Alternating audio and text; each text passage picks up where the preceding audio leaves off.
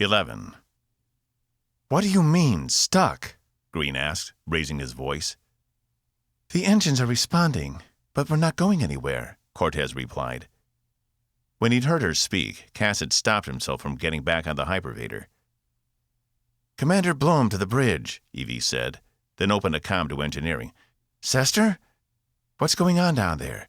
We're not moving."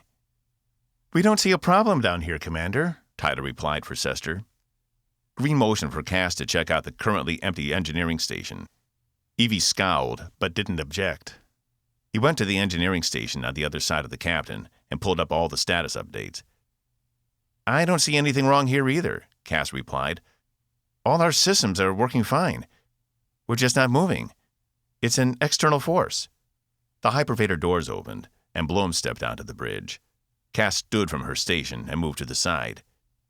"What did you find out?" she whispered to him. He shook his head, caught off guard by her conversational tone. He hadn't spent much time with the bridge engineer, but when they had interacted, it had always been pleasant. "Not much. I don't see anything wrong with the system." She smirked at him, then turned her attention to the station. "Confirmed. All our systems are completely fine." "So?" Green asked. "I don't understand, sir. There is nothing I can find that would be holding us in place. We're alone out here, and there are no anomalies I can detect." "I want everyone in the conference room in 5 minutes," Green said. "Until then, shut down propulsion. No sense in wasting our effort if we don't know what we're dealing with." He tapped his own comm. "Raffenkel, conference room, 5 minutes." Her acknowledgement came through. Seeing nothing else he could do, Cass headed for the hypervator once again. "You too, Commander," Green said. "I want all heads in on this." "Yes, sir," Cass said, hesitating. He shot Evie a look, but she had turned her back to him, instead studying what little information was on the screen. But when he glanced at Blurb, she gave him a wink and followed Green through the doors into the conference room adjacent to the bridge. "For those of you who aren't up to speed on our situation, we seem to have lost the ability to propel ourselves," Green said, standing at the head of the long table. Around him sat the entire senior staff: Evie, Zal, Yamashita, Blurb, Zax, and Raffenkel, with Cass at the very end. "According to our engineering team, our systems are working fine, but we need to find a way to move again. We're already off schedule and can't afford to sit around here waiting for rescue." "How far away is the next closest coalition ship?" Zax asked. 10 days, Zal replied. "I've already sent word to the fleet." "We can't afford 2 days, much less 10. Whatever this armada out there is, it's coming for us, and the coalition needs us to be its eyes and ears. So we need to figure out why we can't move and how to break free. I'm willing to hear suggestions." He took a seat. "Without knowing what we're dealing with, our options are limited," Zal said. "But we could try polarizing the ship, see if there is some kind of magnetic force holding us in place." Evie turned to Cass. "Could Zenfor's work on enhancing our defenses have backfired? Could her upgrades be what is holding us in place?" "I don't see how," Cass replied. "But you need to ask her. She knows more about what she's doing than I do." Blurm's eyes lingered on him a moment longer than necessary before she turned her attention back to Green. He tapped his new comm in the back of his hand. "Council Zenfor, will you please report to the main conference room?" "I understand," she replied. "Didn't the message from the Iphigenia say something about being trapped in a gravity well?" Yamashita asked. "Wasn't that what the sill used to hold us?" "I don't think," Cass began, when the door opened to reveal Zenfor. "That was fast." "I was on my way to retrieve you. I've made a breakthrough." "Council, will you please join us?" Green indicated for her to take the seat beside Cass. "We've been caught in some kind of gravity situation, and the ship can't move. It has been suggested your improvements to our shielding might be to blame." "Impossible," Zenfor replied, taking the seat. "The enhancements can't hold you in place, but they will hold a foreign object a certain distance from the hull." "And there's no way they could have malfunctioned?" Evie asked. "No." "Does this sound like anything your people might use? Anything familiar?" She considered it. I'd have to study the phenomenon more closely. It sounds like the device we use to immobilize your ship, a gravity net. Though those eventually crush whatever they are holding. Were we seeing any pressure or shearing forces on the hull? Green asked. No, sir. Just a pull in one direction. Nothing to indicate structural failure, Saul replied. That seemed to satisfy the captain. Very well. Let's move on. Other suggestions? We could. Yamashita paused and gave Zenfor a quick glance before continuing. We could send vibrations through the hull, see if a certain frequency might break us loose. Yeah, and shake us all to death in the process, Raffinkel replied. Not if we crank up the dampeners on the ship, Yamashita said, her cheeks reddening. Captain, Raffinkel turned toward Green, let me and the wings go out there, see if we can't find anything on the ship holding it in place. If not, we can set off some controlled explosions to dislodge the ship if she's caught in something. Any miscalculation on your part would result in significant damage to the ship, Saul said. This one over here just said her shielding prevents anything from hitting the hull. She stood and pointed at Zenfor. I should be able to drop a bomb on the... That's enough, Chief, Green said. The fact is, we don't know enough about what we're dealing with to try any of these things. Does anyone have any suggestions of ways to improve the sensors so we can determine what's holding us? I could modify some of your probes to be more effective, Zenfor said. They would be able to run through multiple spectrographic layers, whereas they are only capable of using one at the moment. How long would that take? Green asked. A few hours at most, with the commander's help. She shot a quick look to Cass, and some of the engineering crew. Pull whomever you need, Green stood. And I want an update in 1 hour. Once we know what's got us here, perhaps we can implement some of the other suggestions. Sir? Evie interjected. What about the concerns Ensign Yamashita first raised? Cass stopped short of standing. What was she doing? The captain had already dismissed those concerns. Half the faces in the room turned toward Green, while the others trained their sights on Zenfor. Green glanced at Evie, hesitated, then addressed Zenfor again. Council? You are sure what is holding us is in no way related to the gravity well your people used on us back at Quaval? Zenfor took her time responding. Yes. I believe your people used an artificial well, correct? Blum said. That type of well emits micro-radiation we can easily detect. But I scanned for the same radiation here and came up with nothing. Whatever this is, it is not the same. Cass was impressed. Blum had rallied to Zenfor's defense. Did she genuinely not suspect Zenfor, or had she done it for Cass? To give him some support in a room obviously not ready to accept Zenfor's word. Regardless, right now he could reach across the table and kiss the woman. Then, if there's nothing else, Green said, glancing around, everyone get to work. I want to be out of this thing in 6 hours or less.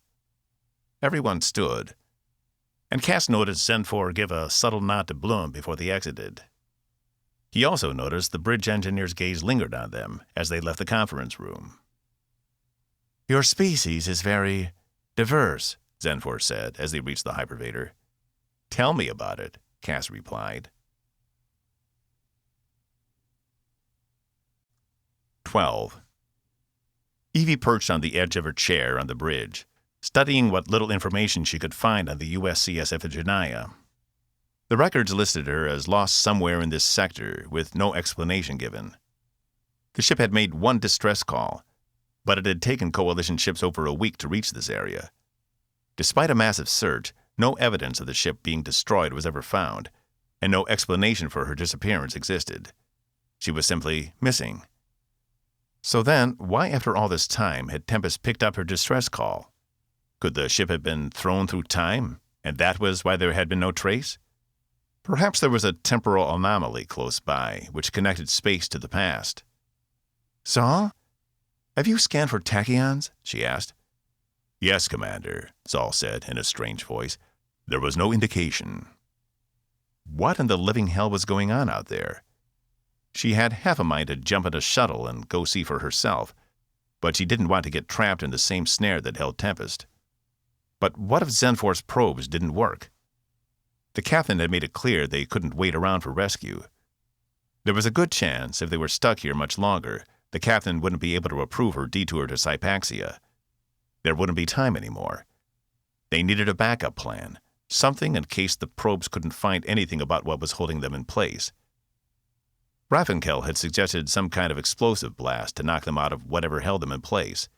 It was crude, but it might be necessary. "Diazol to Raffenkel," Evie said, tapping her comm. "Go ahead. Your comment about using the space wings to shake the ship loose. I want to keep that in our back pocket in case we need it. How soon can you be ready?" "Considering I don't know what we're dealing with out there, I couldn't say, Commander. I'd like to make some modifications to my ships down here, see if we can't use anti-grav technology to make them impervious to whatever we're stuck in. If you can spare an engineer or two, we could get started.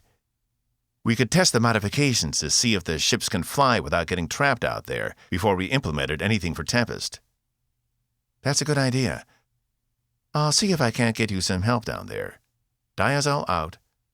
Evie moved to make another call down to engineering, but stopped short. She didn't want to pull anyone from engineering if she didn't have to. They were all working double time.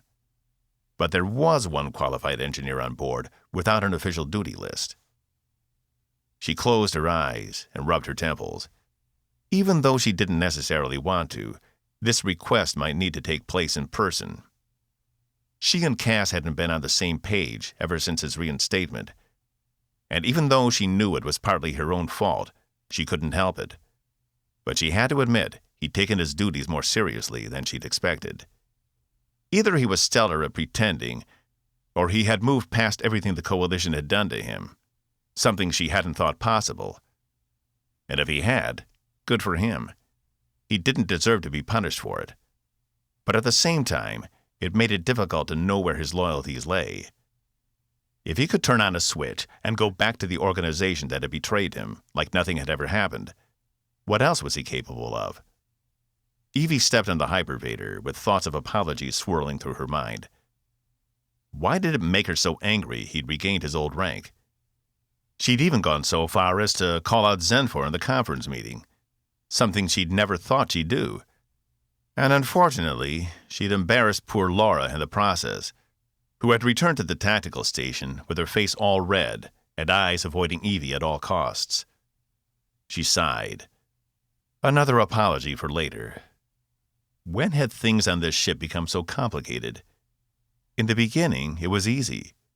She knew her duty, she performed it, and what about her day? But the longer she stayed in a place, and the more she got to know people, the more complicated things became. She'd never been great at interpersonal interactions, but she knew enough to get by. What was it they said? Fake it till you make it? Evie felt like she'd be faking it for the rest of her life. If only people were as simple as work. The hypervator let her off on level 10, and it was only a few short steps to the weapons lab. She tapped the entrance with the back of her hand, and the door slid open to reveal Cass and Zenfor, their heads hunched over different stations. Cass glanced up as she entered, and dropped his gaze again. "Commander? Council?" Evie said. Zenfor looked over her shoulder. "Commander Diazol, is there a problem?" She glanced around the room. "How are the probes progressing?" "They should be ready within the hour," Zenfor replied. "That's good news. Do you still need Commander Rabeau's help?" "I can manage without him, if that's what you're asking." Cass glanced up at the mention of his name again, and Evie's eyes met his for the first time. "Commander, I'd like you to report to Bay 2 to help Chief Raffenkel with some modifications on the Space Wing fighters. She has some ideas about—" "Unbelievable," he muttered under his breath. She held her tongue at issuing the retort bubbling up her throat. Her eyes flicked to Zenfor, who was looking at her over her shoulder again. "Report to Bay 2 immediately, Commander." Cass pulled his fist to his chest in salute. "Yes, ma'am," he said, with sarcasm dripping from his voice. "Is there a problem?" She hated the way her voice sounded. It was like she was scolding a child. But then again, he was acting like one. Maybe if he didn't want to be treated like that, he shouldn't be acting this way. Oh, no problem at all, Commander Diazol. No problem at all. She bit her lip to keep from snapping. Here it was. The cracks were finally showing through. He'd been away too long, and it had just taken time for the pressure to build. This was not the man she'd rescued from the Sargans, or even the one who had risked himself to contact the Sill. This was a man constrained by something he couldn't handle. One more smart remark, and you'll be written up.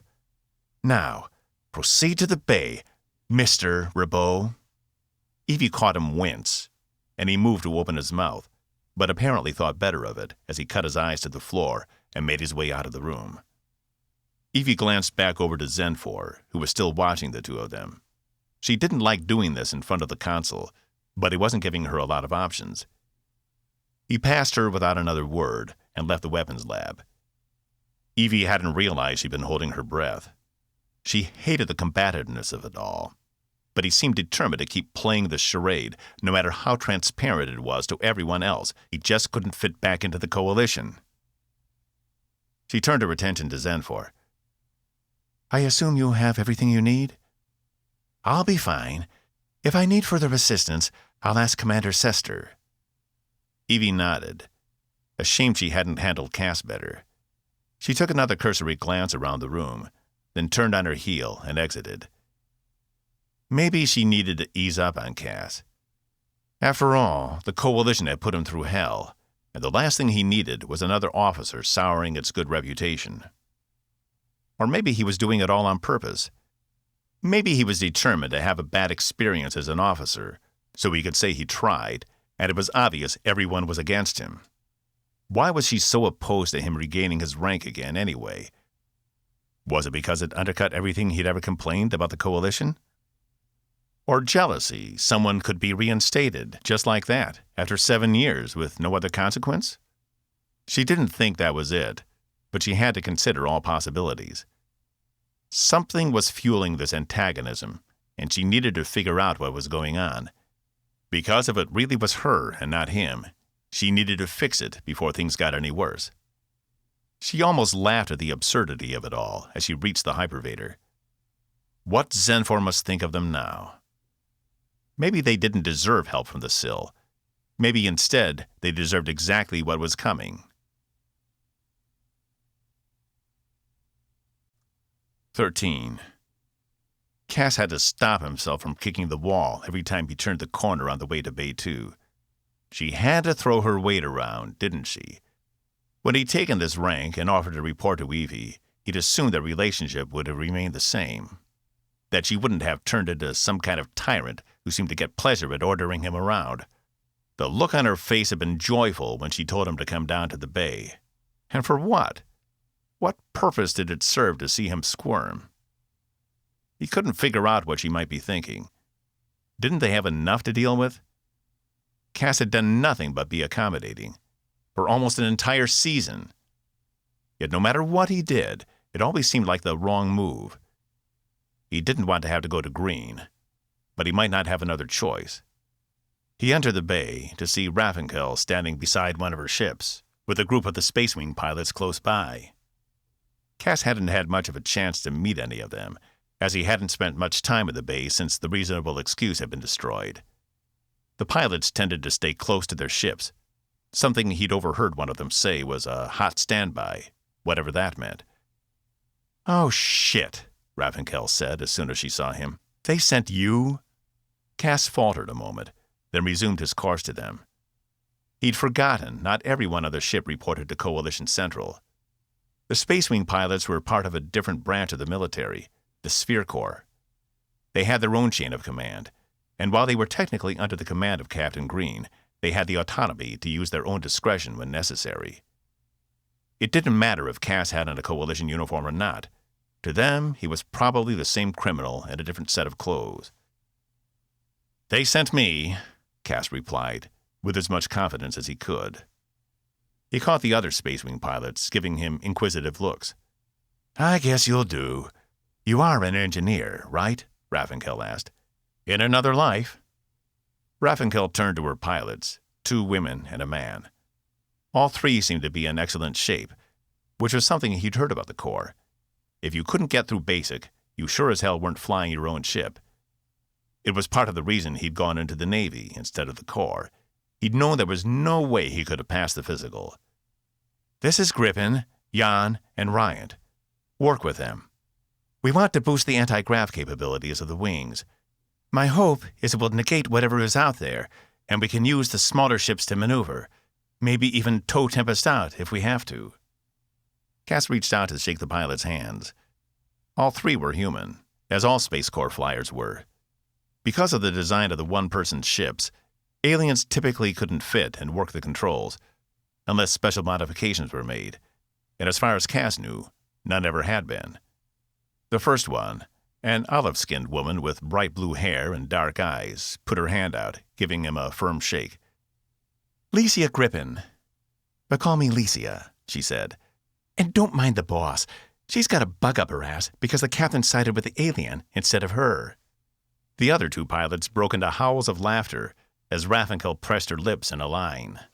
"Just for that, you get to clean the exhaust manifolds," she said. "Anything but the manifolds," Licia yelled, releasing Cass's hand. All of them broke out into laughter again. Even Raffinkel cracked a smile. The man behind Griffin, tall, with skin the color of umber, had a shaved head, lifted the goggles off from over his eyes, and eyed Cass, a smirk still on his face. "You're the criminal, huh? Don't look the part." "We never do," Cass replied. The man grinned in response. "Dorsey Ryant. Try not to piss off my boss, or I'll have to commit a crime of my own." "Got it." Cass heard the Corps were close, but he hadn't realized how close. Their camaraderie was the stuff of legends. The other woman had a long face, which betrayed no expression, but she kept her eyes trained on Cass. She didn't offer her hand, other than to raise it. "Jan." Then she dropped the hand and crossed her arms. "Saturnina's kind of quiet," Licia said, leaning close to Cass. "It's nothing personal. It will take her a few weeks to decide if she likes you or not." "Are we done now? Everyone know each other? All your egos satisfied?" Raffinkel stood in the middle of them. "We've got work to do. You 3 know the guts of these ships. This bastard here knows engineering. Allegedly. Work together. Get the anti-grav levels above 200%. And if you get that far, push for 300. "Sir," the 3 pilots said in unison. "Get to work." She left the 4 of them there, heading into a different part of the bay. "How much do you know about the Class 7 Space Wing?" Licia led Cass to the closest fighter, parked near the side of the bay. "The standard stuff. Ionic core engine, a range of maneuvering thrusters. Most of the ship is dedicated to dogfighting, so you have a lot of weapons equipped." "Yeah, Jan likes the weapons," Ryan said behind him. "Outfitted her ship with 4 extra guns. Not that it improves her hit percentage." "Still beats yours," Jan replied, her arms still crossed. "Whatever." Ryan replaced the goggles over his eyes. Some sort of display appeared on the inside of them. Cass figured it must be something the pilots used to help them navigate. "I need a few shots to warm up. But when they hit, oh boy, they hit good. Tell me again how many kills you have?" Jan shoved him. "I've got plenty." Ryan turned to Cass. "Out of the 2 of us, who do you think is a better pilot?" Wait, no." Licia moved over beside them, her face animated. "Out of the 3 of us, who do you think is the best pilot?" "How would he even know?" Jan asked. "I heard he flunked out of piloting school in the academy." Heat rose around Cass's neck. "Whoa, really?" Licia asked, her brow drawn in confusion. "I thought it was something everyone could do. Not as good as us, of course, but isn't that like a basic skill?" "She's right. I did flunk out," Cass said. "I never could get it." "But wait. I thought you were a super criminal who escaped Coalition Guard and lived among the Sargans. How do you get away if you can't pilot a ship?" "I had help. I helped a robot escape. He was my pilot," Cass explained. Is he the one in sickbay now? He sure doesn't look like a pilot. Lisia's eyes were wide with interest. Yeah, he needed a new job since... Licia turned to the others. We need to get him down here. I want to go up against him. Liz, we're in the middle of a crisis here. Ryan pointed toward the bay opening, which was open to space. Nothing but a force shield keeping the vacuum from consuming all of them. Yeah, I know. I mean, once all this is over. Think Raffi will let us dogfight a machine? He can even use Jan's ship. Extra weapons and all. I'm not letting that thing in my ship, Jan replied. No one flies Esther but me. God, that's a geeky name. Licia turned back to Cass. Could you order him to come down here? I want to see if he can fit in my cockpit. Cass fumbled with his words. He had expected them to be more serious about performing these upgrades. The ship was in a dire position after all. But maybe he could use Box's help. Or Box could help the pilots with their upgrade, while Cass went back to check on Zenfor. He hadn't been happy about leaving her, especially with Evie ordering him out. He could be of more assistance to her than he could here, at least in the short term. Sure, Cass said, but I don't order him. He's a fully functioning individual. He makes his own decisions. I can ask him, but that's it. Yeah, of course, whatever, Licia said. Sorry, I didn't mean to imply... Cass shook his head. It's fine. He tapped his comm. Box, you busy? Just cataloging blood and trying not to spill it. Zach startled me earlier, and a bag exploded all over sickbay. It was awesome. Oh, I definitely want to meet him, Licia said behind Cass. Can you come down to Bay 2 when you get a minute? The pilots down here want to meet you. Something like a high-pitched scream came across the comm before it cut off. He'll be right down. He gets excited when he gets to do new things. Great, Jan replied. So the anti-grav generators we have on the wings now are basically for takeoff and landing, to get us out of the hangar without hitting anything or skidding across the deck plating. I think what Raffi wants is to reroute some of our power to keep them on all the time while we're out in open space. Does she know you guys called her Raffi? Cass asked. Licia shrugged. Who cares? She's called us worse. It's something we all do. Cass couldn't get over how close they all seemed. Did you all go to the academy together? He couldn't be sure, but Licia seemed younger than the other two, and Raffenkel was definitely older than all three of them.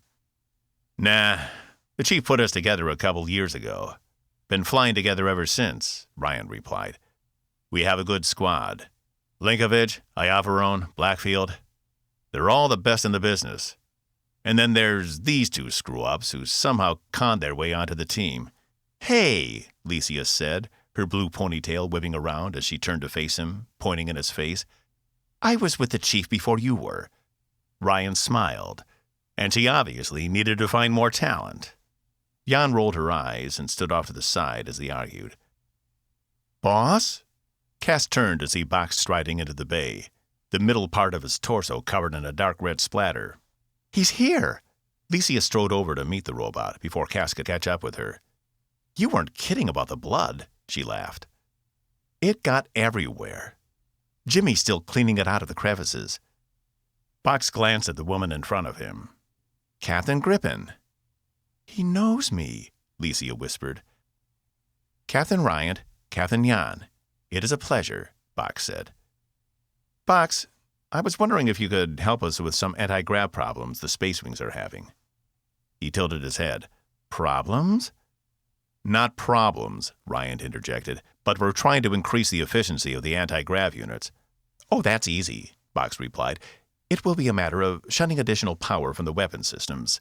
But you'll need to reinforce the current anti-grav units in there now, or they won't be able to handle the load. Think you can help them with it? Cass asked. Box turned to him. What are you doing? I need to get back to Zenfor. She's working on some probes that will hopefully tell us what is going on out there that's got us stuck. Oh, Box replied. Sure. It isn't like sickbay is busy right now anyway. But if we start racking up a body count, I'll have to go. Understood, Cass replied. So, Cass said you were his pilot. Licia took Box by the arm and led him back to the space wing. It's a good thing, too. If you've ever seen him try to fly, it isn't pretty. He almost killed a crewman with a shuttle. Ryan leaned over. That was you? Linkovich told me about that. Said you almost overloaded the shuttle's core just to get them to back off. My mission wasn't exactly authorized, Cass replied. Ryan flipped his goggles up again. Yeah, no shit. Ballsy move, though. Cass noticed Jan giving him a strange look. Yeah, thanks. Anyway, you guys should be in good hands with Box. If you run into any trouble, or if he starts acting up, just calm me. I'll come calm him down. Don't worry about it, Ryan said. We'll take care of him. Cass nodded, noticing Licia was giggling at whatever Box said. Probably one of Cass's horror stories while they were on the reasonable excuse. Ryan and Jan turned to follow them. Cass watched them for a moment before returning to the exit to make his way back to Zenfor. 14. You've got to be kidding me, Cass said under his breath as he reached the outer door to the weapons lab.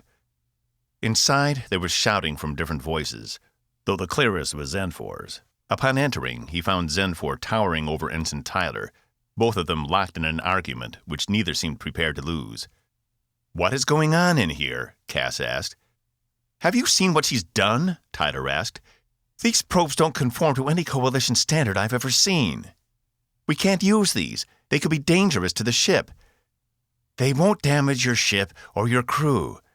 Do you think I want to be stranded out here alone? Zenfor retorted. Tyler glared at her. I'm sure you could find a way to pilot the ship back to Sill space with your advanced knowledge. Zenfor turned to Cass. He is being uncooperative. I believe I am within my rights. No. Cass stepped forward. No, he's fine. He's just concerned. He turned to the ensign. Aren't you, Tyler? Tyler glanced up at the 2.5-meter tall Sill and seemed to rethink his position. Yeah. I just don't want to use anything illegal or dangerous. It isn't dangerous, Zenfor said. As for illegal, that doesn't matter. It will give you the information you need. Tyler gave Cass a can you believe this look, but Cass didn't do anything to encourage Tyler. They needed to get these probes finished and set up in the launchers.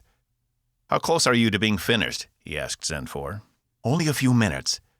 I called in a small team for their assistance, but when the ensign arrived, they all left. I'll help you finish, he said. Then the ensign and his team will be happy to load the probes in the launching tubes. Right? Yes, sir, Tyler said. Though it was different this time. He wasn't openly mocking Cass. He had to listen to him. Cass smiled. This rank thing had its advantages after all. We'll notify you when they're done. Tyler took one last look at Zenfor before he retreated through the weapons lab doors. Your decision to retake your previous title seems to be working, she said, returning to her work. Though I'm not sure it's worth the price. What do you mean? Cass asked. Had you been wearing that uniform when you approached me, your head would now be swirling the bottom of a Sill drain somewhere on my ship. Cass dropped his eyes. I appreciate you listened to me because I said I wasn't part of the Coalition. And now you are again. It doesn't inspire a lot of confidence. He'd been afraid of that. Zenfor responded to him because he was an outsider. And now he'd become part of the group again. She might back off. I'm still the same person. Are you? She asked, not looking up. This wasn't what I meant when I said you were separate from the rest of them. He couldn't say yes with a straight face. Because she was right. He had changed. The old Cass never would have done something like this. Maybe he'd lost part of himself along the way. 5 more minutes, she said, hunched over the prototype probe. Help me keep the sensor bundle in alignment. Sure, Cass said, his mind a million miles away. Cass hadn't had time to return to the bay. Once Zenfor had completed the prototype, they'd delivered it to engineering, where Sester had orchestrated the construction of 2 more based on the original, impressed with the design. That in itself was a rarity, as Claxians were seldom impressed. But if anyone would find that honor, Cass figured it would be a Sill. The probes had been constructed quickly thanks to Zenfor's streamlined design and loaded into the launch bay. Cass had notified the bridge of their progress, and he and Zenfor made their way there to watch the launch itself. But as soon as Cass stepped on the bridge, he caught Evie's eye, and it was plain to see she wasn't happy. She didn't say anything, only stared daggers at him for an extended minute before turning back around in her chair to watch the screen. "Everyone ready?" Green asked once Cass and Zenfor had taken their positions. After acknowledgments from everyone, he gave the order to launch. 3 trails of superheated plasma appeared in the bottom of the screen, each headed in a slightly different trajectory. "Let me know as soon as you receive some telemetry," Green said. "It won't take long," Zenfor replied. "They'll begin transmitting as soon as they are clear of the event horizon." "She's right, Captain," Zal said. "I'm getting information back now. The area seems to be devoid of anything. No particulate matter, no stray asteroids, nothing. It is an absence." "Information coming in for the second probe, sir," Lieutenant Uma said from Tactical. Cass wondered if Yamashita's comment from earlier had earned her a demotion of any kind. He couldn't see how. And it wasn't as if he could ask Evie. "I'm getting some strange readings. Zal, can you double-check me? Is this right?" "What is it?" Green asked. "Probes seem to indicate a life form at the center of the phenomena, Captain," Zal said. Green leaned forward in his chair. "What kind of life form?" Cass glanced at Zenfor, whose gaze remained trained on the main view screen. He was as interested as the captain to learn what could be living at the center of such a strange area of space. It wasn't as if he hadn't seen spaceborne organisms before. They were rare, but not unheard of. The Grand being the first one to come to mind. "Unknown, sir. It is large, 500 kilometers in diameter, and roughly spherical." "Can we get a visual?" "Not yet, sir. Something about the creature is masking it from visual telemetry. The probes are only picking up its radiative signature. I can give you a general shape." Zal's pleasant face disappeared and was replaced with one bearing a scowl. Cass wasn't sure if it was intentional or if Zal had programmed his hardlight avatar to automatically reflect his given personality. "There is something strange here. These readings don't make sense." "Let's see whatever you can show me," Green said. "Aye," Zal said, further concentrating on his readings. The screen in front of them changed from a generic view of the nebula to completely black, with small sparks of red, orange, and yellow in certain areas, representing the radiation given off by nearby stars. In the center was the dead space, which Zal zoomed in on, and as he did, the rough shape of something came into view, though the edges weren't defined and bled out into the black. He was right. It was spherical as far as Cass could tell, though it seemed to be more in the shape of a large brain than a ball. The upper front side seemed to be covered in spiky mountains, but those could be something else. They'd have to wait until they could get a better view. The image also showed 6 tentacle-like appendages extending from the bottom, 3 on each side, but they ended abruptly at about the same length. It certainly wasn't a Grand, or any other kind of spaceborne creature Cass had ever seen. "Anything in the database showing a match?" "I've got nothing," Evie replied, searching through her own computer adjacent to her chair. "It doesn't match anything in our library." Cass watched the image and noticed the tentacles seemed to be undulating in a way, as if they were growing longer and shorter as they made random movements. "It's definitely alive," Cass said. "It's moving." "Confirmed," Zal said. "The creature seems to be staying in one place, but is holding itself there by some unknown force. I see no method of propulsion." "Information is coming in from the third probe, Captain," Uma said. "Scans indicate the creature may be multidimensional." Cass snapped his gaze to Zenfor, but she didn't seem fazed. Her eyes remained glued to the screen. "Multidimensional?" Green asked. "Yes, sir. The probe is picking up traces of a tear in space inside the phenomenon, though I'm not receiving anything from the other side." Green turned to Zenfor. "Commander Rabot told us about your work in multidimensional space. Have you ever encountered anything like this before?" Zenfor shook her head. "Not this creature, no. But it doesn't surprise me. the number of available dimensions is theoretically unlimited. The fact a creature found its way through the membrane that keeps them separate isn't necessarily shocking. There's no indication the creature created the tear itself, Uma said. Perhaps it just happened to find it. Cass turned to Zal. Any indication of the Iphigenia? He shook his head. I am not receiving any telemetry from a Coalition ship. But you're still receiving the distress signal. Zal nodded. Maybe the ship fell through the tear and the creature kept it open so we can still hear the signal, Evie said. Regardless, I doubt anyone is left alive on board. It's just the automated call. Can you tell why we can't move? Green asked. The scans seem to indicate the creature is generating its own gravitational field, Zal said. It seems to be proximity-based, and we just happen to get close enough to fall in.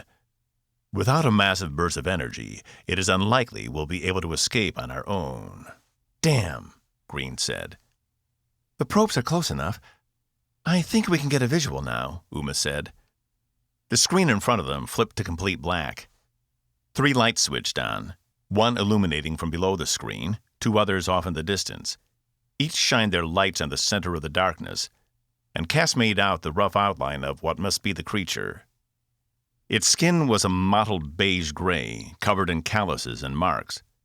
The mountains he'd seen seemed to be large spikes or pieces of shell, all clustered at the front of the creature itself. On the back, it had a patch of fuzzy-like material he couldn't identify. And then below, the 6 appendages moved back and forth, but disappeared when they reached a certain area. That must be the tear, Cass said, pointing to the bottom of the screen. He turned to Zenfor.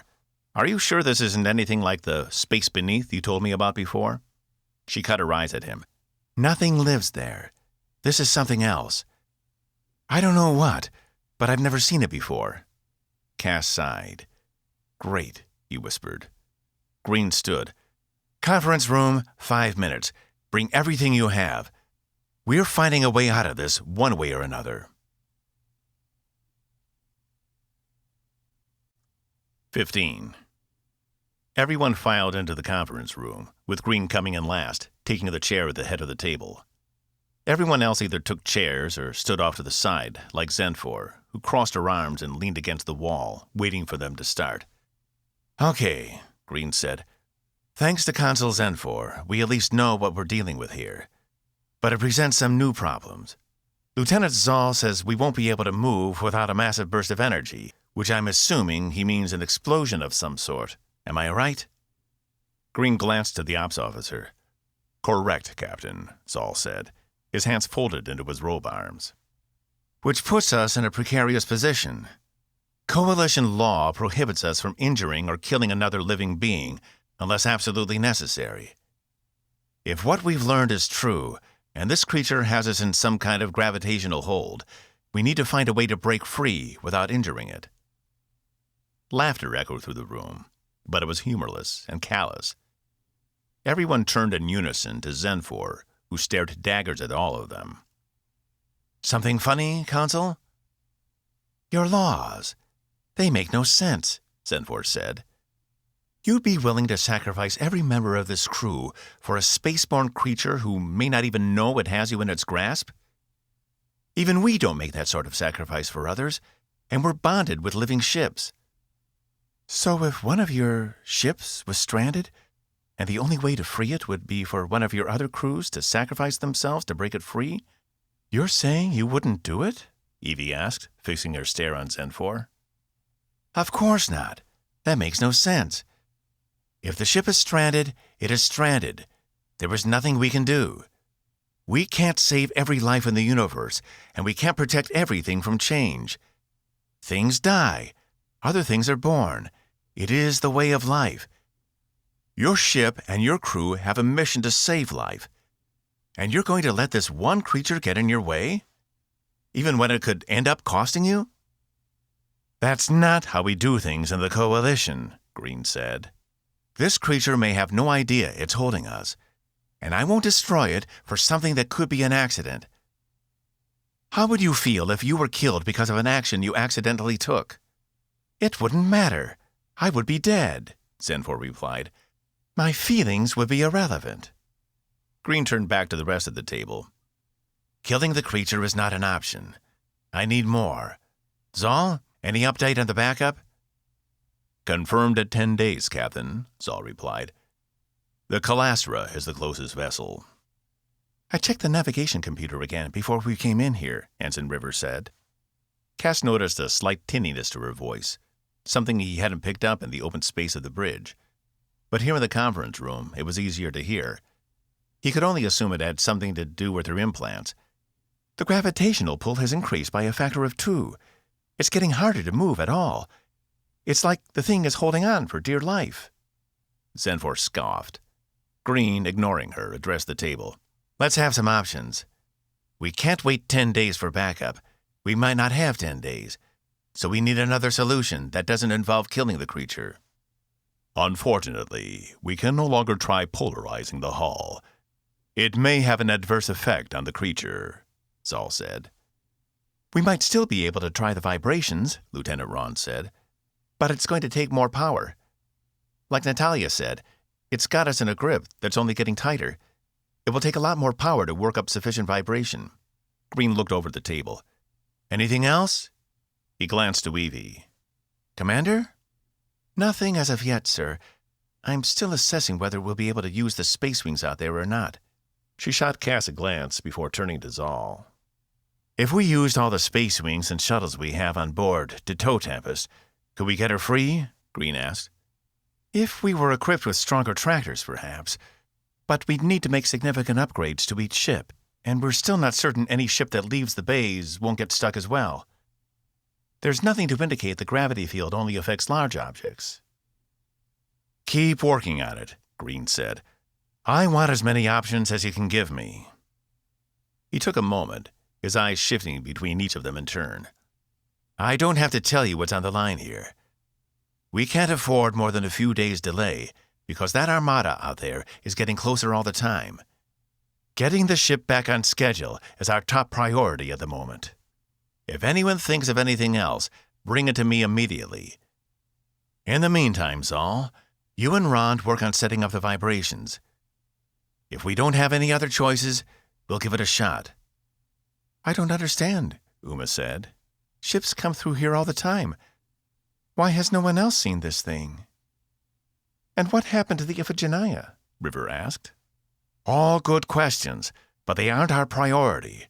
Return to your stations and work on your assignments. Consul? Zenfor glanced up. Any help you can provide in this area will be most appreciated. She nodded in response. Cass couldn't help but notice Evie wouldn't stop shooting him looks. He could only assume it was because he hadn't stayed in the bay with the Space Wing pilots, and now he understood why. She'd been trying to prepare a backup plan in case they needed it. He couldn't hold her gaze and glanced away. If there's nothing else, then, Green said, standing. No one objected. Let's work the problem. I have no doubt we can find a good solution. Dismissed. 16.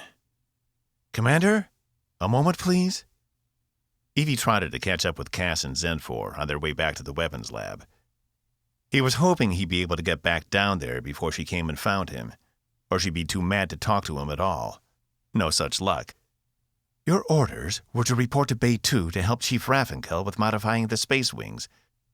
Would you like to explain why you violated those orders? Her tone was brusque, as if she was speaking to someone she didn't even know. Cass held his temper. Consul, please go back to the weapons lab. I'll meet you down there later. Zenfor studied him a moment, then glanced at Evie before she disappeared around the corner. Look, he said, trying to maintain his composure. I went down there to give them a hand, but Raffinkel didn't want me there. So I had Box help them out instead. I figured the best place I could be was in weapons, helping Zenfor finish those probes. Evie sighed. She was close to being done. She said so herself. The reason I asked you to report to Raffinkel was because we might need a backup. But because you decided to disobey, I didn't disobey orders, he said. I did what you asked, then found a better way. Have you talked to Box? He should be about done by now. That's not the point. You don't just get to pick and choose which orders you want to follow. Her voice wavered. Cass noticed a flush to her cheeks. I wanted you down there because no matter how good Box is, you are the better engineer. And I don't care if you didn't get along with them. You find a way to make it work. I didn't say I didn't get along with them. Just Raffenkel. She was... Cass, it doesn't matter, Evie said, clenching her jaw. The point is, you had a job to do, and you made an executive decision on your own not to do it. And you didn't even notify me. He fumbled for an explanation. Why was she coming down so hard on him? Everything had worked out fine. It wasn't as if the ship was any worse off. It worked, didn't it? The probes told us more than we knew before, and now we at least have an idea of what we're dealing with. I understand you're upset, but look at what we accomplished. She shook her head. I don't even know why I'm bothering. You were so much less combative before you took your commission back. Cass turned away, unable to keep her gaze. He should have figured. You're still uncomfortable with me having my old rank again. I told you I'm not a threat to your authority. You just blatantly ignored my orders, she yelled, gesturing with one hand. How can I trust you're going to follow the chain of command if you just do whatever you want, when you want? This isn't the Sargan Commonwealth. You can't just go off on your own. He didn't have a response. She had a point, but he didn't want to concede it. He wasn't a bad officer. He'd found a better way to get the job done. Time of the Commonwealth had given him perspective on how to get things done, and if she couldn't see that, then maybe she needed to back off some. Take her own fresh perspective. Though he grimaced at the thought of actually saying that out loud. I'm placing a formal reprimand on your record. Evie tapped the comm through the back of her hand. It's not something I want to do, but you're leaving me no choice here. What? Cass yelled. You can't do that. We're in the middle of a crisis here, and you're going to write me up? What do you suggest I do? You won't listen to me, and you don't think you did anything wrong. How would you have handled a situation like this back when you were the first officer? Not by writing someone up while we're dealing with whatever this thing is, Cass replied, too hot to think straight. He'd barely been back in action a few weeks, and now he was about to have a reprimand? How would that look on his record? She was just being vindictive now. Then I guess that's the difference between you and me, she said, finishing the sequence on her comm. I'm not willing to let something this big slide. I don't care about the results. I care about the intent behind them. And your intent was to violate orders and place your own needs above those of your crew. It sounds like reprimand material to me. That's not what I did, Cass replied, flaring his nostrils. She was supposed to be his friend. How could she do this to him? Besides, if I hadn't returned to the weapons lab when I did, there was a good chance Zax would be wrapping up Ensign Tyler in a body bag right now. She might have killed him. Wasn't that my first duty, to help the consul? Are you saying the consul shouldn't be interacting with the crew? That you're not acclimating her well enough? Her voice had taken on an air of superiority. Cass tried to let the dig go, because it was the truth. She wasn't integrating well. Cass fully expected by the end of this trip to find one casualty at the hands of Zenfor. I'm saying it's difficult for her. The crew is antagonistic, and she's not, she's not a warm person. She can be volatile. You didn't help any with that comment in the conference room. She ignored the accusation. I highly doubt she would have hurt him, Evie said. And you had no way of knowing that was happening when you made the decision to return. Which goes back to my original point. Just because things worked out doesn't mean the intent behind the original decision wasn't flawed. That's what you're being punished for, not the results that stem from the events. He screwed up his face and studied her, searching for a response. As always, she was very put together, not a hair out of place or a wrinkle on her uniform. She wasn't giving an inch. If she didn't learn how to bend a little, she'd break by the time she reached Captain. I don't know what you want me to say. Yeah, I guess you don't, she snapped. She turned on her heel and made her way back down the corridor. Cass flexed his hands open and closed again. He was watching in real time the destruction of something he valued deeply, and there was nothing he could do to stop it. How could she have written him up? Didn't she know how precarious his position was? He never would have written anyone up in the middle of a crisis. People panic sometimes. You had to cut them some slack. Not that he'd panicked. He'd just found a better way to do things. Cass took a deep breath. He needed to stay calm. He wouldn't do anyone any good if his anger got the better of him. Maybe he could talk to Evie after all this was over, if she'd still talk to him. Get her to understand. So much had happened in such a short amount of time, they hadn't had the chance to process it all. Plus, the stress of knowing what they might be facing once they got out of this had to be weighing on her. At least he hoped that's what it was, because it was clear something was wrong. When Cass turned the corner, he found Zenfor standing in the middle of the hallway, staring at him. "Consul?" he asked. "Volatile?" She narrowed her eyes. Cass took a step back. "Well, I mean..." He stared her in the eye. "Frankly, yes, you are volatile. Tell me I'm wrong." She cracked a smirk. "You're not." Cass took a breath. He hadn't realized how fast his heart was beating. "I take it you heard all of that?" "Yes." "Are you upset?" She seemed to consider him. "No. You told the truth. I am having a hard time. The longer I'm on this ship and away from my own people, the harder it becomes." "Do you mean physically? Like when you were separated from your ship?" "No, not in that way. It doesn't hurt my body, but it does injure my soul. I told you my people are very social by nature. We depend on each other as we grow and maintain those relationships throughout our lives. It isn't often we're asked to be separated from them.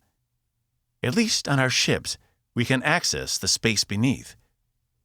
It allows us to be together even when we are millions of light years apart." They made their way back to the weapons lab. "I still don't understand how that works," he admitted. "Do the ships connect you to everyone? Or is it like a shared space? It's hard for me to wrap my mind around." "I wouldn't expect you to understand. Perhaps in time you will. Either way, I don't care. I'm more interested in Commander Diazol." Cass turned to her. "Why?" "She has so much beneath her own surface. She's in pain, and is one of the more intriguing humans I've met. I also like her." "You should tell her. She'd be happy to know." Cass's stomach hardened. "No, that is not our way. If she is open to it, she will realize I respect her. If not, it is her loss." Cass furrowed his brow. The Sil were so odd. They didn't tell each other how they felt? Everyone was expected to know? It was a good thing humans weren't like that. What happens on a Sil ship when someone disobeys an order? Are they demoted? Cass asked. "In a way. Each Sil is bred for one purpose. For example, I was born to be a consul. I cannot be anything else, no matter how much I try. If I were to disobey a direct order, I would be dismissed back to Thessalia." "Thessalia?" Cass asked. He hadn't heard the word before. "Our homeworld. It orbits the star you call Taurus Epsilon." No one had ever seen Taurus Epsilon before. It was too deep within Sil territory. So far, the Coalition hadn't even known the system had planets. He'd have to make sure to update his star maps. "So, dismissed, huh? Just like that? No second chances?"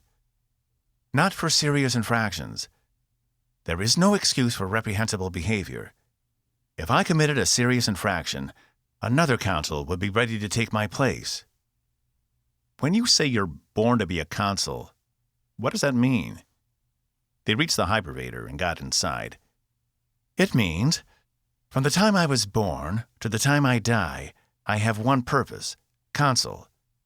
I am not a navigator, an engineer, or anything else. I am only a consul." Unlike you, it is not a rank I earn. It is one I am born into. We study and train all our lives for our one purpose, and work to excel at that purpose. No one in my society looks to supplant someone else above them. It is what maintains our balance and way of life. But you don't have anything to strive for, nothing to aspire to, Cass said, unable to fathom just doing one thing for the rest of his life. We strive to be the best versions of ourselves, Zenfor said. And suddenly Cass was sitting back in Professor X's classroom, listening to a lecture on morality. The professor had said something very similar. Being in the coalition was a privilege, and it was each citizen's duty to work toward becoming the best person possible. Only that would help the collective whole. I guess I can understand that, Cass said. It works for our purposes. Your system of replacing each other seems inefficient. Sometimes it's necessary. But we also feel like our accomplishments deserve rewards. If we perform well, we are given new opportunities. As they exited the hypervator, Zenfor's brow formed into a V. But doesn't that negate your commitment to your current job, if you're always striving for a different one? Sometimes. But it has also produced some of the best officers I've ever worked with. It seems it has also produced some of the worst, she replied matter-of-factly. As they reached the lab, he found he couldn't disagree, and said no more on the subject. 17. After 4 more hours in the weapons lab, with little to no progress, Zenfor notified Cass she was returning to her quarters to rest, and she'd be ready to begin again in 6 hours. He agreed. But instead of heading back to his own room, as he should, Cass couldn't help but find himself headed for the ship's bar. The last time he'd been here was when he found Negotiator Laska sitting alone in the dark, drinking scorb. The ship had been on lockdown, and the bar hadn't even been open, but she'd found a way to break in and have a few. She had been a woman after Cass's own heart, and he found himself strangely missing her on this mission. He half expected Coalition Central to send her along to attempt to negotiate with Andromeda. But Tempest's mission was strictly reconnaissance only. No unnecessary contact.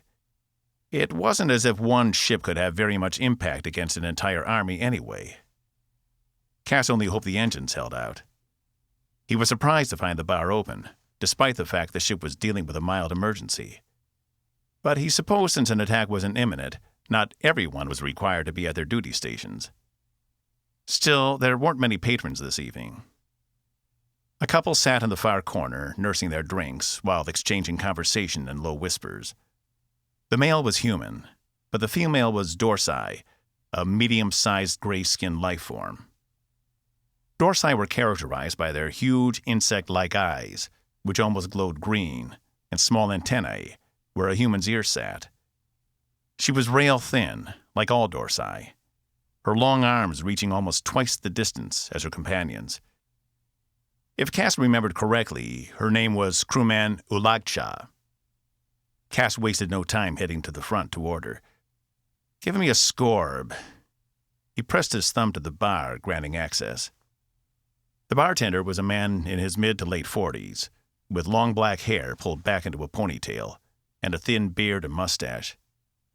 He regarded Cass a moment before turning and grabbing one of the bottles off the middle shelf. The ship's manifest had his name listed as Marshall, though Cass wasn't sure if that was his first or last name. He poured Cass a half glass, then set the bottle beside the glass.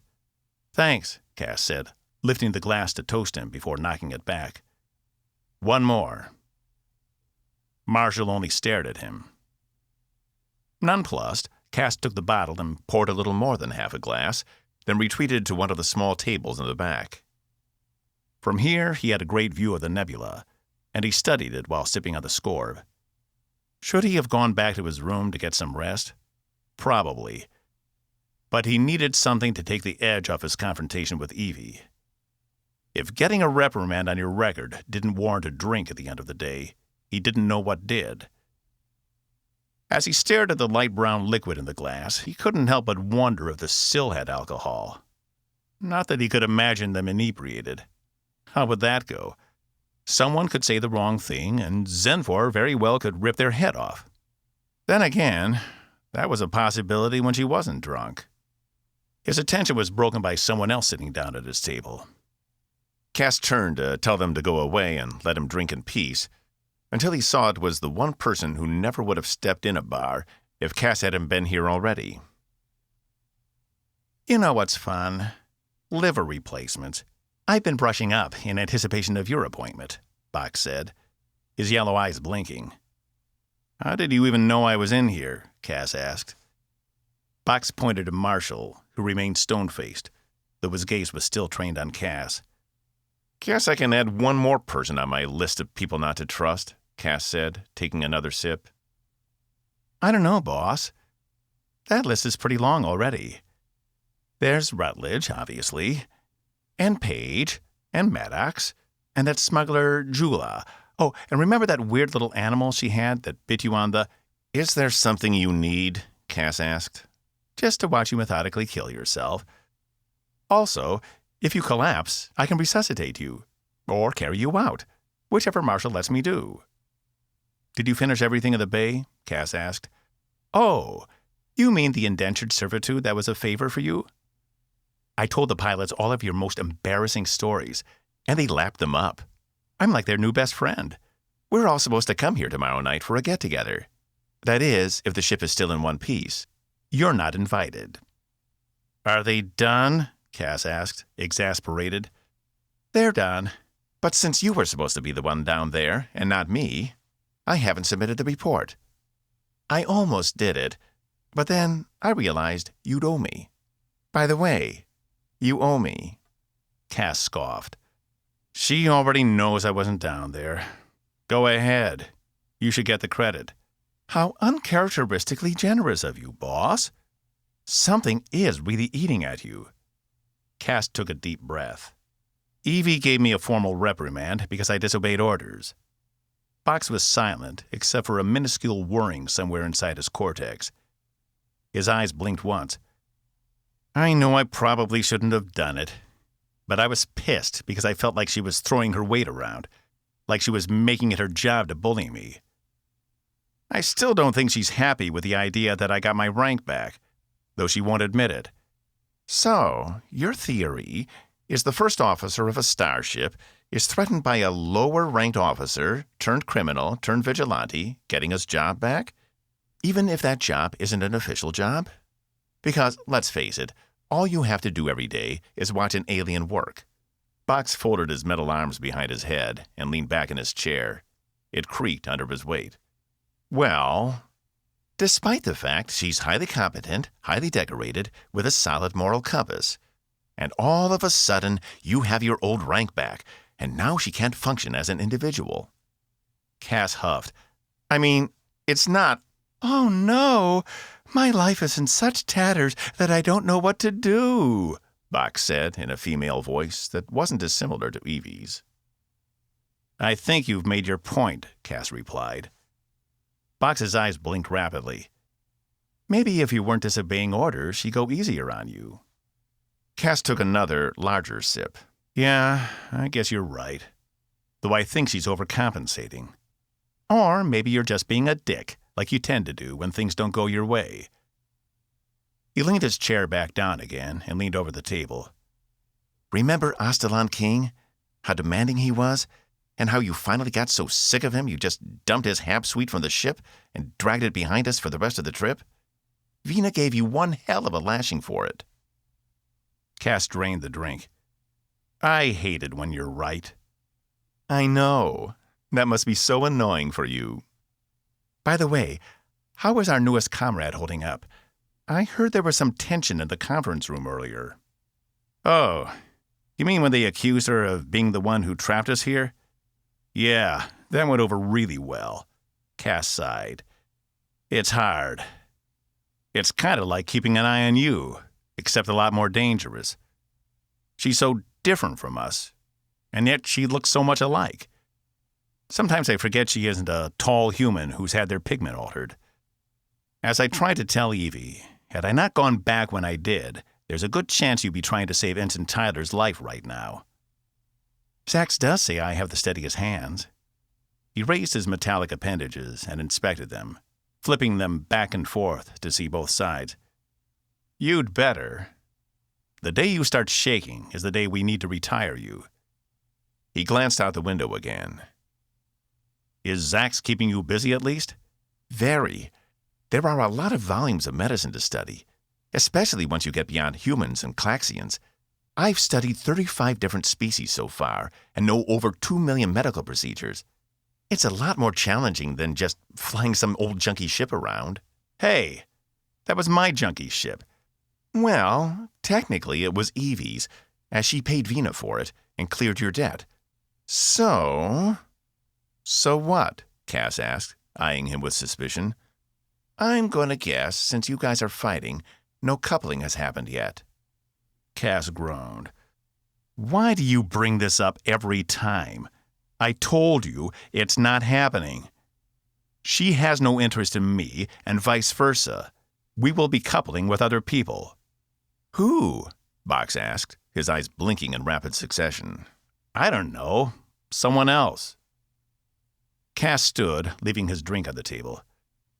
I need to go get some sleep. Hey, wait, Box said. I was wondering if you found out anything else about the Iphigenia. Did the probes pick anything up? Cass placed his hand on the table. A drunken fog descended on his brain. Not the ship, but we're still getting the telemetry from the distress signal. Zal thinks it is coming from the hole in space-time created by the creature. Fun. Tell me about it. Box crossed his hands in front of him and sat attentively. Cass exhaled and sat again, explaining to Box everything they'd found out from the probes. When he was finished, Box's eyes only blinked once. Don't you think that's weird? All that, and the ship still isn't there? Cass shrugged. I don't know. Maybe. Why? What does it matter? Box leaned forward. Because I looked through the database, and it turns out the Iphigenia wasn't the only ship lost in this area. Cass snapped to attention. What? Who else? When? The USCS Genesis, lost in the same general area 54 years ago. But my access is limited. I don't have the same privileges like you do. Cass jumped out of his seat. Holy shit, Box. Why didn't you say that earlier? This could be important. It might establish a pattern we can follow. It was the machine's turn to shrug. I knew if I told you that immediately, we wouldn't get to talk. And if there's one thing I miss, it is our late-night talks over stale coffee. It used to smell horrible. I don't know how you ever drank it. Cass was already headed for the door. This could be important, and they didn't have a lot of time. Blasted manipulative robot. 18. Cass made his way down the hall, stumbling only once, with Box on his heels. He needed to find the closest info terminal to access everything he could on the Genesis. But his head was swimming, and he wasn't sure he could trust his judgment. Here, he said, reaching the first terminal outside the bar. It had only been a few steps away, but for some reason it felt like half a marathon. Cass pulled up all the information he could on the ship using his credentials. Box watching over his shoulder. USCS Genesis, FCD 6025, lost Ionicon 17th, 2545. No explanation given. Searches revealed no trace of the ship or any of its crew. The Genesis was a destroyer? He glanced back at Box. Which means it was heavily armored. The old Coalition destroyer ships were massive and hard as hell to penetrate. Whatever got her, it had to be powerful. Do you think this creature could be responsible for the Genesis as well? Box asked. It sure looks that way. Lost in the same area of space, same circumstances. I wonder why this didn't come up when Zal scanned information about this sector. It was a long time ago. He might have thought something happening that far back irrelevant. Look at this, Cass said. The Coalition sent out search parties for 2 seasons. That's over 150 days searching for one ship. And they all came up empty. You would have thought with a ship that large, it would have left something behind. Some piece of debris. or a radiation trail. Space is big. If the ship was powerless, with nothing to lead them to it, theoretically, it could still be out there adrift, Box said. And no one's come upon it in over 50 years? The machine shrugged. I need to get this information to Evie and the captain. Cass disengaged from the terminal and began making his way to the hypervator. But he stopped halfway. What? Box asked. I just had a thought. Maybe Evie's not the best person to tell. Would she even listen to me right now? Box's eyes blinked rapidly. But you're going to tell the captain, right? You have to tell someone. Cass thought about it a moment, leaning up against the wall. Should he tell her? Or would she dismiss whatever he said as unimportant? He could see her waving him off, saying she'd investigate it later, or not even giving him time to speak, something to have to do with his reprimand. This was too important. It couldn't be ignored. No, I don't think so. She'll accuse me of trying to go around her authority. You can't just go take care of this yourself like last time. It isn't like you can take a shuttle out into the middle of the anomaly. You don't even know if a shuttle will work out there. No? But I do know someone who might be able to give us some more information, something concrete. Then I can go to Evie. Boss, are you sure about this? Box tapped his fingers against his thigh. Absolutely. This will be better than just going to them with nothing more than a theory. And it might help wash away some of that reprimand. Maybe even erase it entirely. You head back to duty. I'll take care of this. Box lingered a moment, then turned in the other direction. Hey, Box. Thanks for the help. The machine stopped and turned, giving Cass a wave before continuing on his way. Console? Cass pressed the call button beside her door again. Finally, the door slid open to reveal Zenfor, her hair mussed and her clothes disheveled. It hasn't been 6 hours, she said through clenched teeth. I haven't finished my rest cycle. May I come in? I found something. She stood aside, allowing him entry. Very well. The room was sparse. All furniture other than the bed had been removed. Even the bed itself had been lowered so it was much closer to the ground than normal. Like things clean? There was far too much clutter in here when we embarked, Zenfor said, the door closing behind Cass. He glanced at her. Maybe it was the alcohol, or maybe he couldn't see her properly in the darkness, but she didn't look quite right. Are you okay? He asked. I'm having difficulty adjusting to all these biological functions. On my ship, we don't require sleep or food or anything else. I don't enjoy losing consciousness every day. It's disconcerting. I would have figured you'd be used to it by now. After a lifetime of not doing it? I guess I can see your point. She crossed her arms. What was so important it couldn't wait? There's another missing ship. The Genesis. Lost 54 years ago. I think it might establish a pattern. And I wanted to know if there was any way we could modify the probes remotely to search for it along with the Iphigenia. Finding one or both of the ships might give us a clue as to how to get out of here. He paced the open room, wishing for something to sit on, or at least lean against. His balance still wasn't all there yet. Yes, I can adjust the telemetry from here.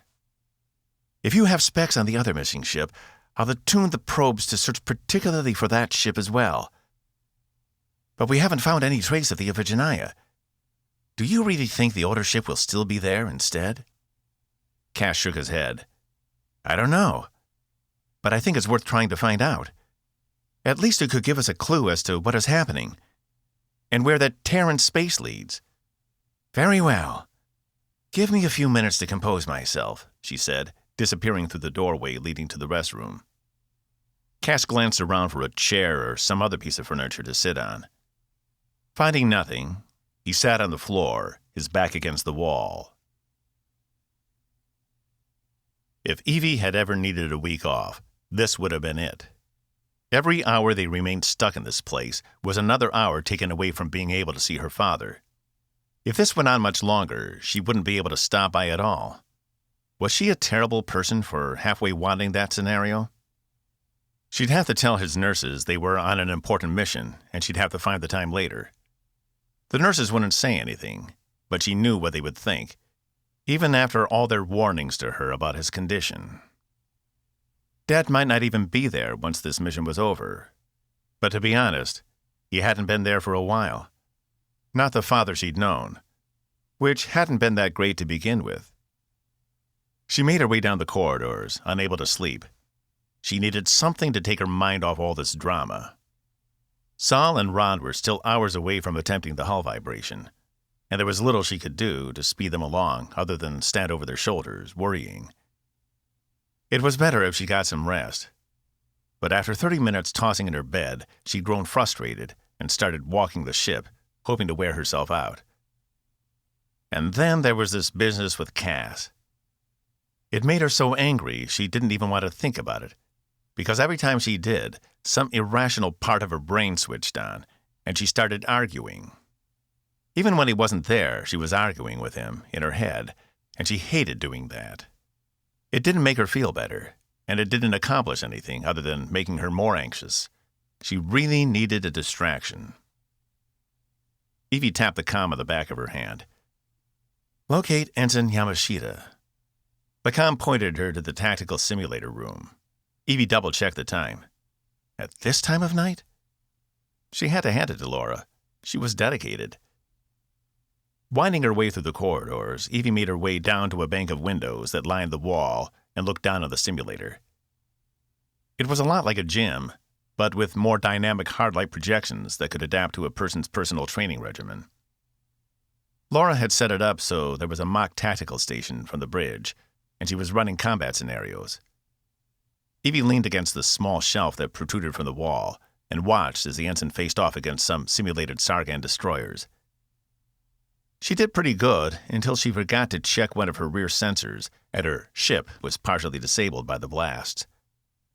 However, she managed to swing the ship around so the Sargans could only hit the most heavily shielded part of the ship, while she programmed a firing pattern that proved disastrous for the enemy. She was a quick study. It had been the right call, moving her into the third shift tactical position, even though she was doing well in exobiology. But just because a person could excel in one field didn't mean they weren't suited for another. And to think, she never would have known if Laura hadn't been on that mission to Jatan with her and Cass. Evie shook the thoughts away, instead watching as the simulation ended. Sweat poured down Laura's face over puffy eyes, but she programmed a new simulation. How long has she been down here? The woman was unstoppable. Evie knocked on the glass a few times, causing Laura to glance up.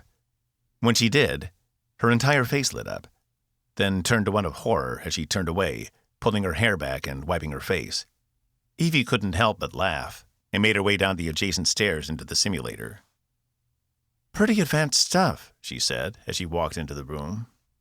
Laura finished wiping under her eyes and tried straightening her uniform. "Commander, I didn't realize anyone would be up this late to use—" Evie held her hand up. "I'm off duty. It's just Evie. I couldn't sleep and just happened by. Getting in some extra practice?" Laura nodded. "I want to be ready in case you need me. Lieutenant Uma told me about how she was called in with little notice after what happened at Paige, and she had to go up against the sill. I just want to make sure when it's my turn, I don't let anyone down." "I don't think that's a possibility." Evie leaned against one of the hard-light constructions in the room. "You've been doing great so far." "Yeah, except for when I screwed up in the conference room," she replied. "I never should have questioned Zen-4." Evie dropped her eyes and cleared her throat. I need to apologize for that," she said. "I didn't mean to call you out in front of everyone. I wasn't considering all the consequences." "Oh," Laura said. "I didn't take it. I figured that was standard procedure." She shuffled her feet, her eyes off to the side. Evie placed her hand on one of the hard-light consoles. "I didn't want you to think I was trying to throw you under the shuttle. I've been having a difficult time lately, and it wasn't fair. I'm really sorry." "No, I didn't feel— well, maybe a little," she smirked. "Thanks, Evie." Evie returned the smile. "Have you had any ideas about how to solve our problem? Anything in here giving you any insight into something we haven't tried yet? Nothing so far. I've just been running drills. I haven't really been focusing on getting out. I figure that's a better job for the navigation team. But you are an exobiologist. Any idea about that creature? Laura tilted her head, her brow furrowed. Creature? How long have you been in here? Evie asked. Not that long. Laura glanced around, her eyes not meeting Evie's. What time is it?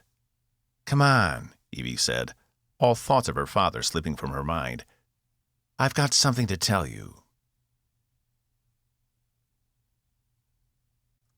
19. I shouldn't be doing this, but I fear if I don't, it will be the end of us all, Zenfor said, working diligently on the sensor calibrations. They were back in the weapons lab, having come back down after she'd taken a few minutes to get ready, and Cass had taken some time to sober up. He chugged as much water as he could get while she worked. Doing what? He asked. She glanced over her shoulder. Nothing. Stay there. What are you doing? He asked, inching closer with the water still in his hand.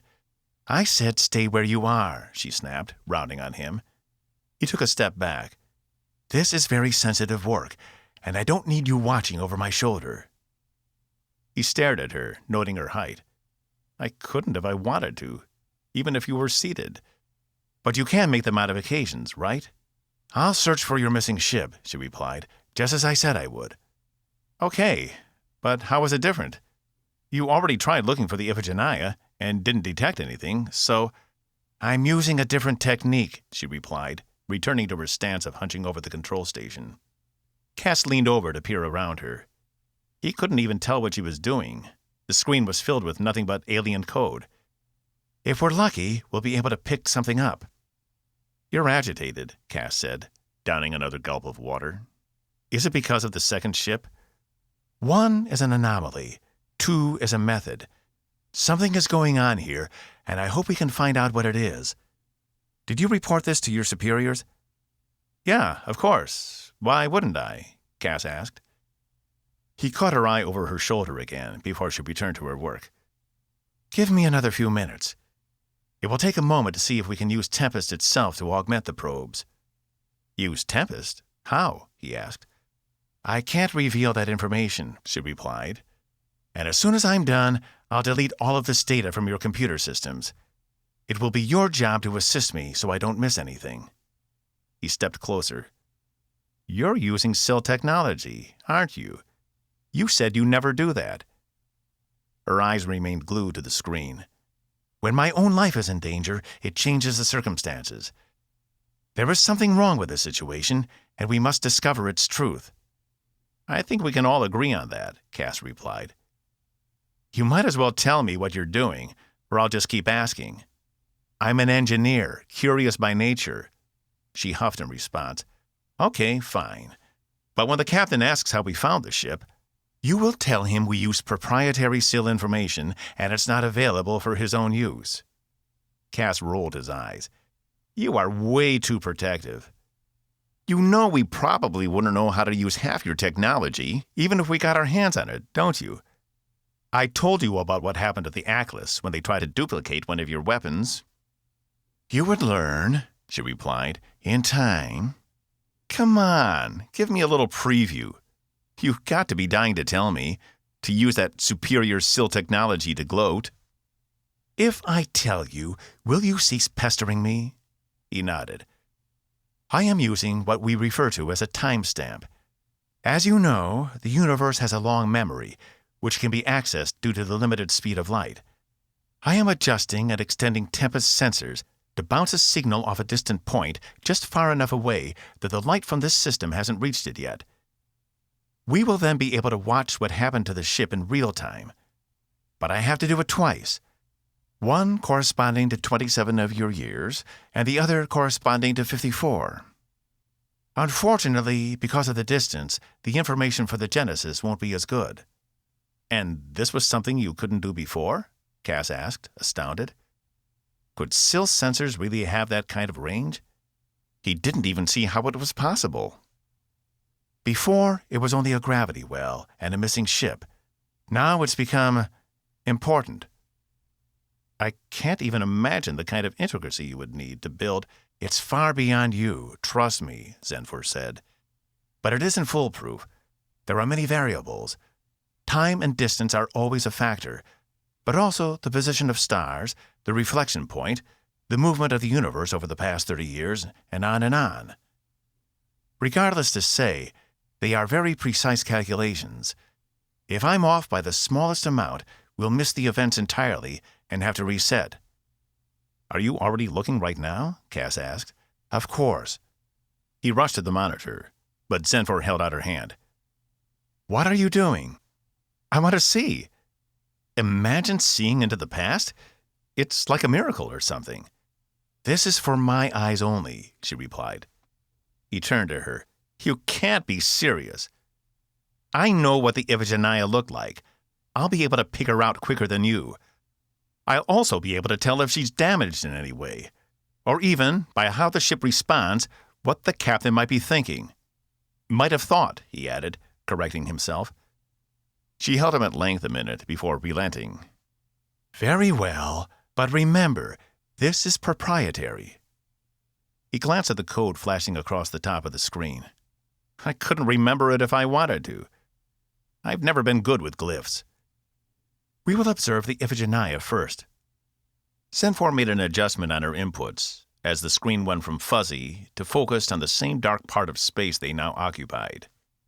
The XL Nebula lazily floated in the upper right corner.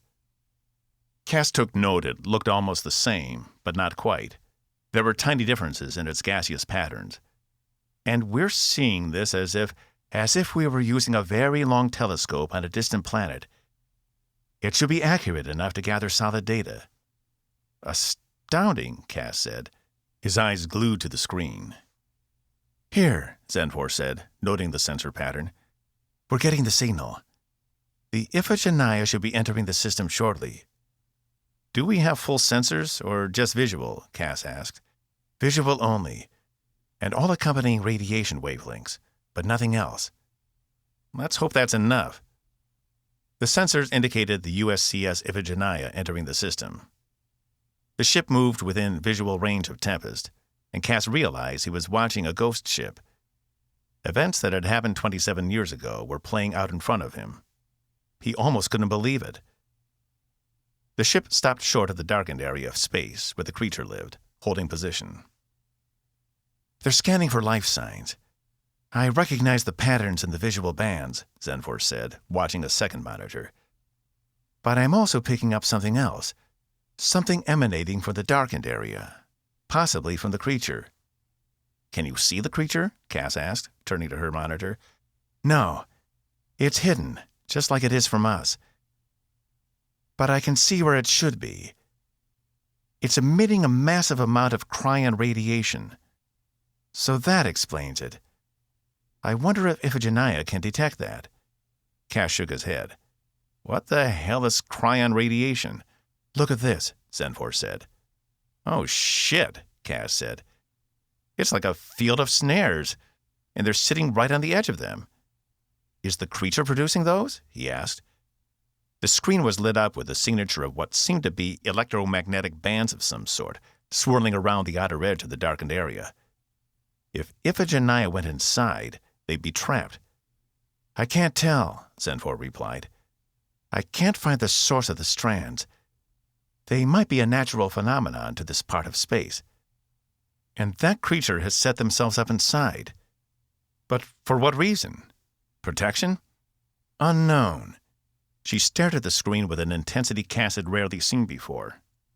A few moments later, the ship moved just close enough so one of the electromagnetic bands touched the edge of the ship, latching on. Is that what's holding them in place? Is that what happened to us? Cass asked. Possibly. But then why didn't your probes detect this cryon radiation before? She faced him. I was using your technology, remember? I can't scan for something you don't know about.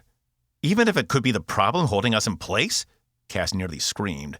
Like I said, it was a minor inconvenience before. Now it is a problem. Cass turned back to the screen. Are we supposed to watch this all in real time? Can we move forward at all? I can use a closer reflection point, Zenfor said, but we might miss something important. Cass shook his head. No, that's okay. Just make sure you're recording this. We'll need to show it to the captain. I want to know what happens to that ship. So do I, Zenfor said. What about the Genesis? Cass asked. I'll set up a second stamp now, Zenfor said. Give me a moment. This really is amazing technology, Cass said, continuing to watch the Iphigenia, having switched over to normal sensors. The dark gray ship barely stood out against the background of stars, but he could clearly see the USCS logo on the side. It's like they're still right there with us, like we could send them a message right now and tell them to turn back. We can't, Zenfor replied. Yeah, I know. I'm just saying it seems like we could almost reach out and touch them. You're getting sentimental over people who are most likely long dead. He turned to her. How far back can you see? What's the limit? I don't know personally, but I don't believe anyone has used it to look further than 70 or 80 of your years into the past. The distances become too great for even our sensors to handle. And from still space, we can only see so far. But we tend to know when you're coming. That's how your ships are always waiting for us when we cross your border, Cass said, remembering how, when they tried to contact the Sill in the beginning, they'd been met with a hostile ship that had blown them out of an undercurrent. Correct. We also use them to track the history of the universe, or at least what we can see of it. Your libraries must be vast and detailed. The second stamp is ready. Zenfor entered a sequence into the computer. The screen flickered, and the fuzzy image sharpened, but wasn't as clear as the one for the Iphigenia. I had to bounce this off what you call the Norcon system. It's much further away, so our resolution won't be as good. There's also a better chance of losing the signal. The image flickered, as Cass barely made out the USCS Genesis come into view along almost the exact same path as the Iphigenia, though they were looking at it from the underside rather than the port side view. Cass couldn't make out the USCS logo on the Genesis, but the configuration of the ship matched what he knew the Hermes-class destroyers used to look like. It's harder to see, but I believe we're witnessing the same event, Zenfor said. The cryon radiation is present here too, as are the electromagnetic bands. And as soon as Genesis gets close enough to touch one, they'll be ensnared. Just like the Iphigenia. Just like us. She stared at him a moment before responding. Correct. Just like us. 20. Captain Cordell Green surveyed the scene before him. All his best people were at their stations, and yet he couldn't calm the unease that had grown within him ever since they dropped out of the undercurrent and heard that distress signal. And now they lost precious hours to some unknown space affliction, and he wasn't about to lose any more. It was time to engage Plan A. With any luck, they'd be out of here and back en route to Omicron Terminus within the hour. Commander, is everything ready? He asked his first officer. Lieutenant Saul reports the ship is ready, Diazol noted. Issue a general alert.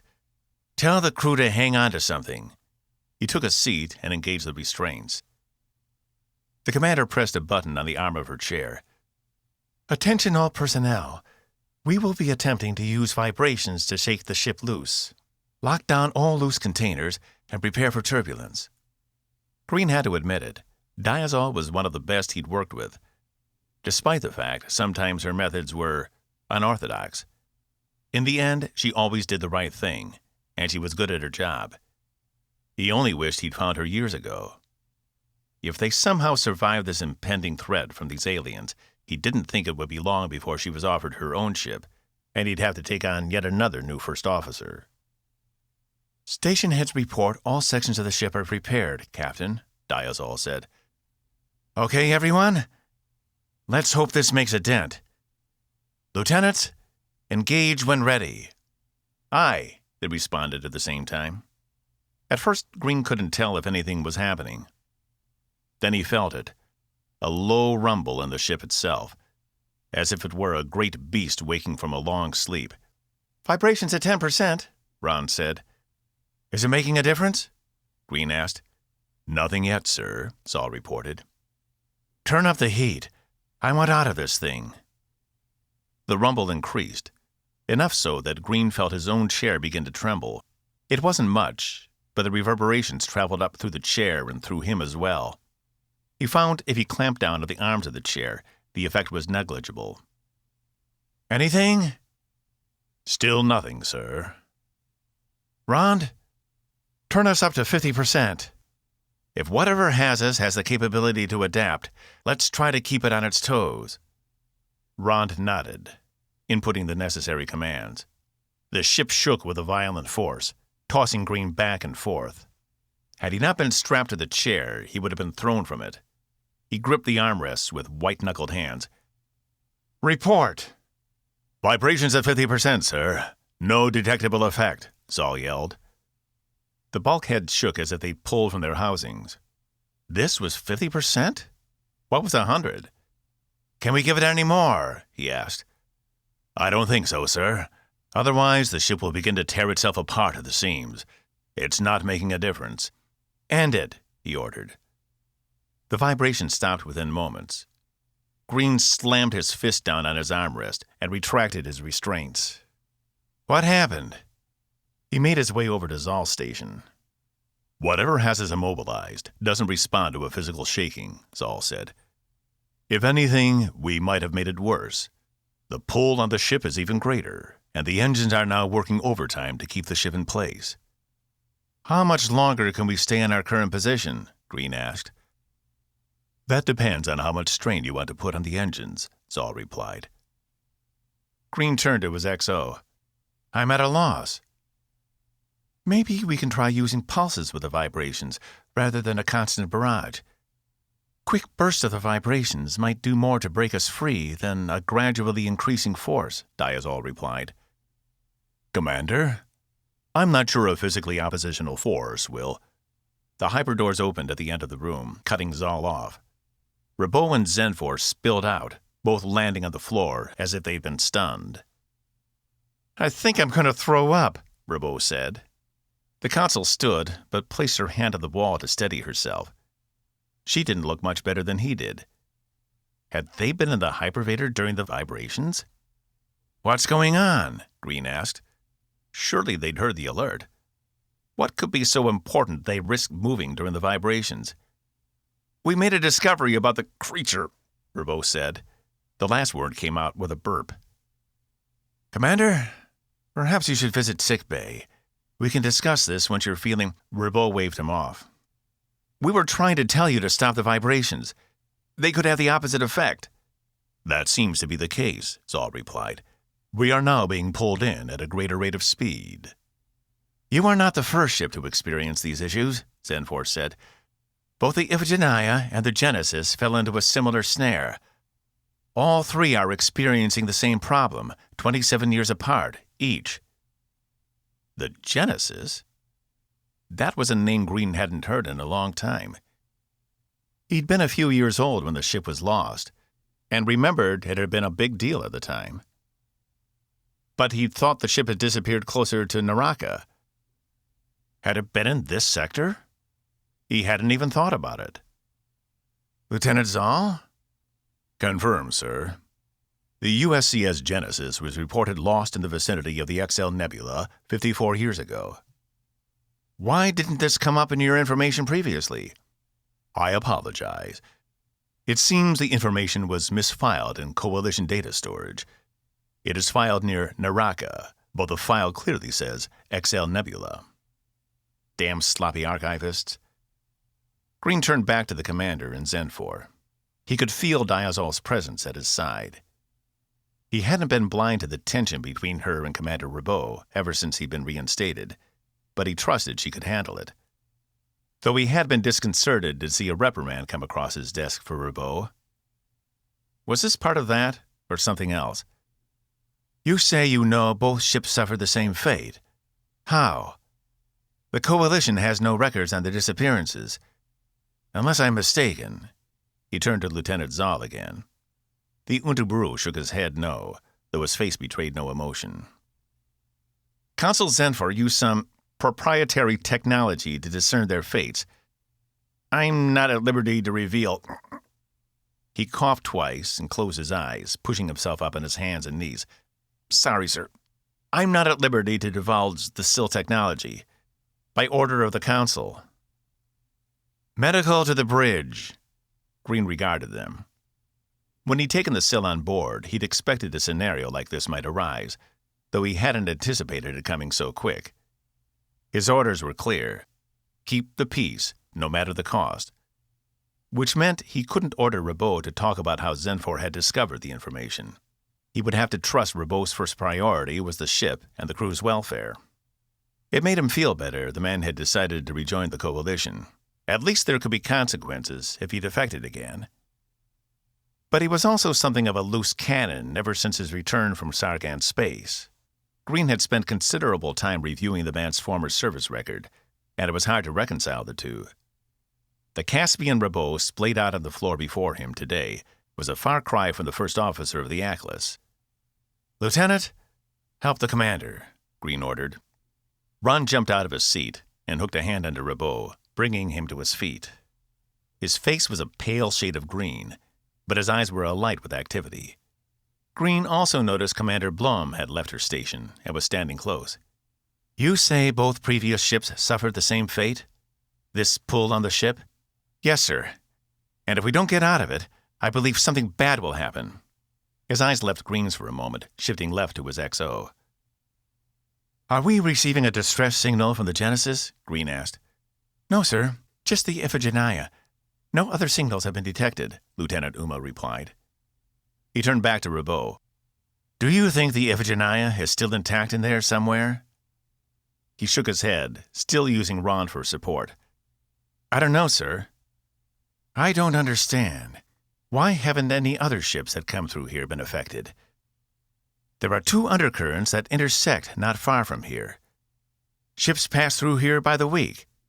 He only shook his head. Damn. Green returned to his seat. And what about the creature in the center?